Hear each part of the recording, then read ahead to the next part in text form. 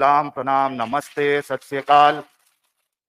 सबसे पहले मैं शुक्रिया अदा करना चाहूंगा संजय जी का और दी जयपुर डायलॉग टीम के सारे सदस्यों का कि उन्होंने मुझे इनवाइट किया और इस स्टेज पर अपनी बात रखने का मौका दिया। एक चीज तो ये है कि आनंद जी, पिछले साल तो आपकी और मेरी गर्दन बच गई थी, लेकिन चूंकि आप अभी फिर से मेरे साथ बैठे हैं तो मैं गारंटी नहीं दे सकता कि इसके बाद बचेगी या नहीं बचेगी। अच्छा, टॉपिक जो है वो आज का है challenges to Bharat, attack on Hindus and Sanatan. अब सबसे पहले तो हमको यह समझना पड़ेगा कि चैलेंजेस है किससे, खतरा है किससे, और इसमें हिंदूज और सनातन का नाम क्यों आया है। अभी भी हमको पता नहीं है एग्जैक्टली कि खतरा किससे है, कैसे है, क्यों है और उससे निपटा कैसे जाए। तो मैं कोशिश करूंगा सारी चीजें बताने की। चूंकि शॉर्ट टाइम है तो मैं सिर्फ ओवरव्यू दूंगा। मैं लैपटॉप लेके घूमता हूं ताकि रेफरेंसेस अगर कोई मांगे तो मैं खोल के बता दूंगा। जो बोलूंगा रेफरेंसेस के साथ बोलूंगा। अच्छा, अब अटैक जो है, चैलेंजेस जो है, खतरा जो है वो किससे है। खतरा है उस आइडियोलॉजी से जो पूरी दुनिया में अपना कानून लाना चाहती है, बाई हुक बाई क्रुक, ताकत के जरिए से, धोखे के जरिए से, आप जिस तरीके से कह लीजिए, जैसे मौका होगा उस तरीके से उनका व्यवहार होगा।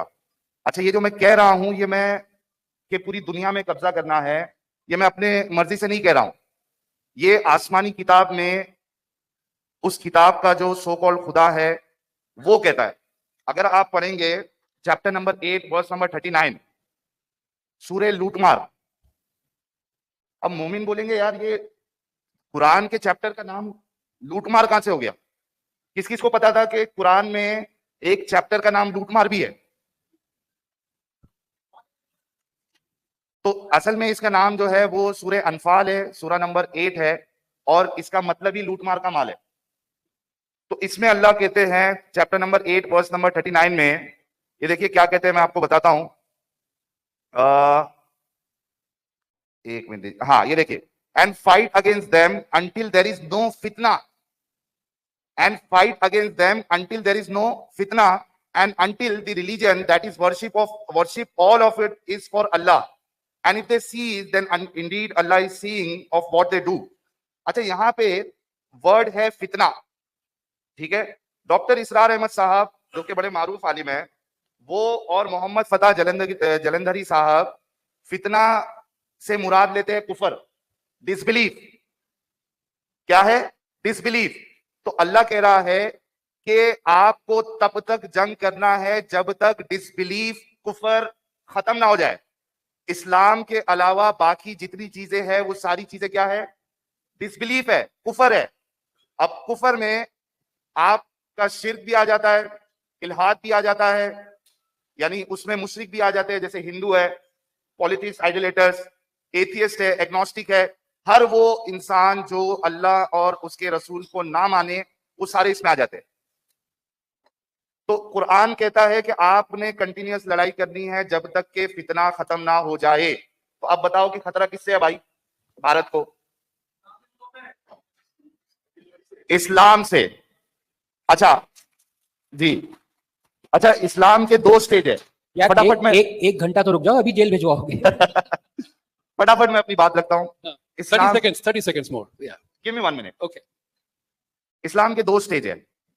एक स्टेज जब इस्लाम या मुसलमान पावर में नहीं है या मेजॉरिटी में नहीं है। बहुत गौर से सुनना, एक स्टेज जब इस्लाम पावर में नहीं है, मुसलमान मेजॉरिटी में नहीं है। सेकंड स्टेज इस्लाम जब पावर में है, मुसलमान जब मेजॉरिटी में है।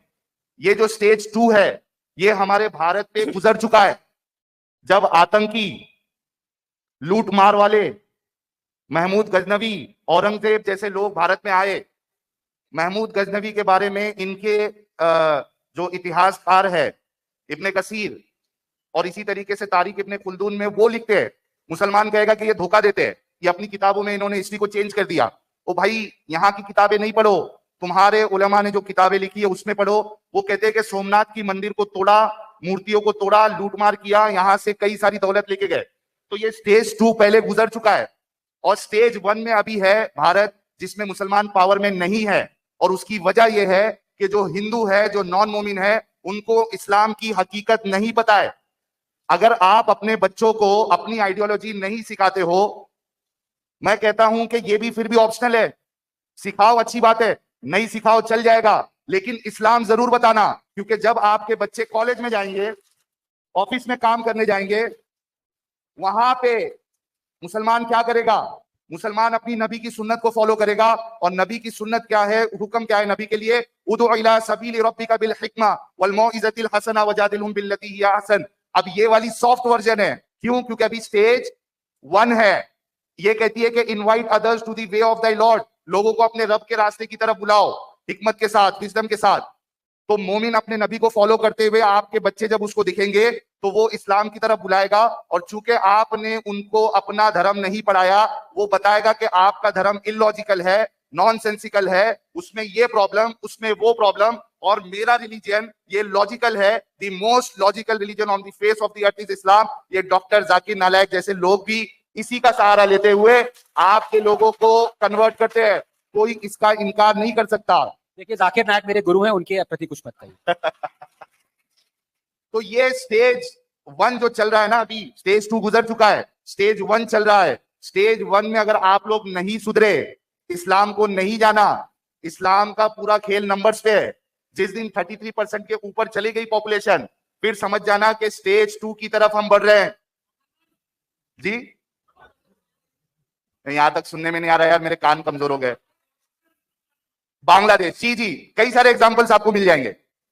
तो सबसे इंपॉर्टेंट मुद्दा यह है कि आपने इस्लाम की हकीकत को जानना है। इस्लाम की हकीकत को जानना ये एक वैक्सीन लेने जैसा है। वैक्सीन लेने जैसा है।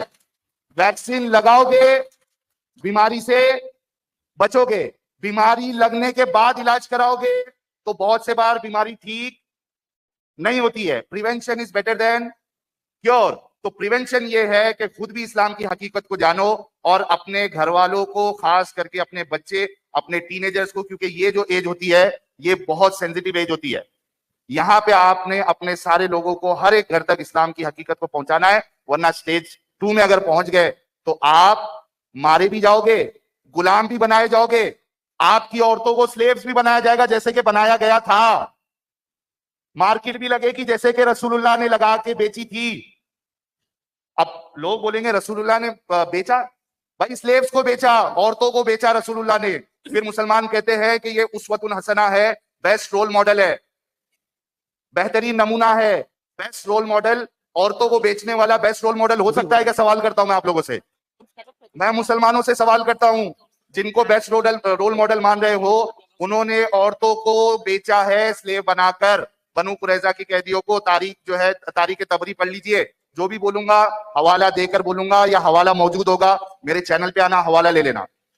तो बात को मैं कंप्लीट करता हूं। कितने स्टेज है? 2। अभी कौन से स्टेज में चल रहे हैं? स्टेज 1। स्टेज 1 में नहीं सुधरे तो कहां पे पहुंचेंगे? स्टेज 2। Thank you.